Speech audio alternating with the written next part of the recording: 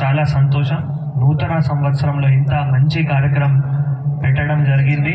ఆ కార్యక్రమంకి విజయవంతంగా చేసినందుకు గ్రామ పెద్దలు అందరికీ, నవజ్యోతి యూత్ వారందరికీ, మెడికల్ సిబ్బందికి అందరికీ కూడా శుభాకాంక్షలు, ధన్యవాదాలు తెలియజేస్తున్నాము.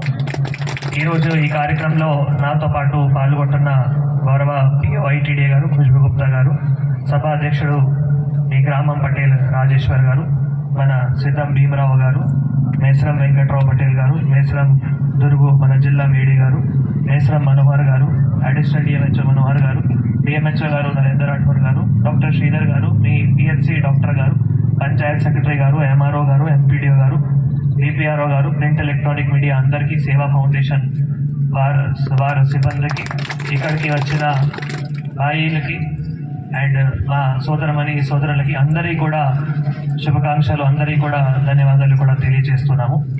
సో ఇందాక మీ అడిషనల్ డిఎంహెచ్ఓ గారు ఈ రక్తదానం చేస్తే ఏమవుతాయి, మనం ఎన్ని ప్రాణాలు కాపాడగలుగుతాము వాటి గురించి చాలా వివరించడం జరిగింది.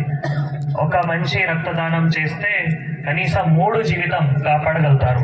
ఆ 3 జీవితం అంటే మళ్ళీ అది గర్భిణీ స్త్రీకి పనికి రావచ్చు, లేదు ఎవరైనా యాక్సిడెంట్ లో ఎప్పుడైనా రక్తం అవసరం అయితే వారికి అవసరం రావచ్చు. అంటే మీ రక్తంతో మీరు 3 జీవితం కాపాడుతున్నారంటే ఇది ఒక చాలా పెద్ద పని. అందుకే రక్తదానంకి మహాదానం అంటాము. రక్తదానంకి మహాదానం ఎందుకు అంటామే, ఎవరైనా ఈరోజు రక్తం ఇస్తున్నారు, ఎప్పుడైనా భవిష్యత్తులో వారు తెలిసిన వారు కావచ్చు, తెలియకపోయినా కావచ్చు, 3 జీవితం కాపాడుతున్నారు. సో అందుకే మన మొన్ననే మేస్రామ్ శేఖర్ గారు అండ్ గొండవాల రైస్ సెంటర్ గాదిగూడలో కూడా అక్కడ ఈ కార్యక్రమం పెట్టడం జరిగింది. ఆనాడు కూడా 200 యూనిట్ చాలా పెద్ద ఎత్తున అందరూ యూత్లు కూడా మొబిలైజ్ చేసి 200 యూనిట్ కూడా తీసుకొని రావడం జరిగింది.